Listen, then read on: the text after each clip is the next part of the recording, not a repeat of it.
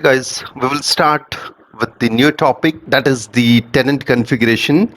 So in the last session, we have covered the fabric access policies in which we configure all the components of the fabric access policies. We configured the access port channel interfaces, and also we configured the virtual port channel interface, that is VPC interfaces. And now it is the final setup only lab. At the completion of this lab, the fabric will be ready for actual traffic and connectivity.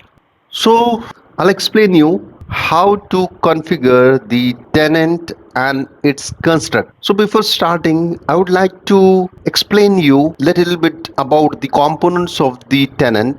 So firstly, I'll tell you about the tenant. So tenant is a administrative domain containing all subsequent objects like VRF, BD, that is bridge domain, endpoint groups, subnets, an application profile. Next thing is the VRF. So it's a layer 3 routing and forwarding domain within a tenant. Next one is the bridge domain. Bridge domain is a logical container defining flooding behavior, always associated with a single VRF and often associated with one or more subnets.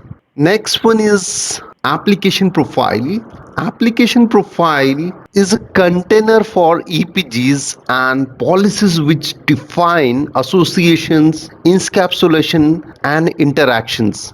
And the last one is the EPG, that is endpoint group. It is a logical grouping of endpoints which have similar requirements, often security requirements. Now in this session, I will try to explain you the relationship between the ACI logical construct. So in the first step, I'll try to configure the tenant and the VRF. In the second step, I'll try to create a bridge domain and subnets. In the third step, I'll try to configure the application profile and EPGs. And in the next step, I'll try to configure the filters and the contracts. And the last topic would be applying the contract to the EPGs.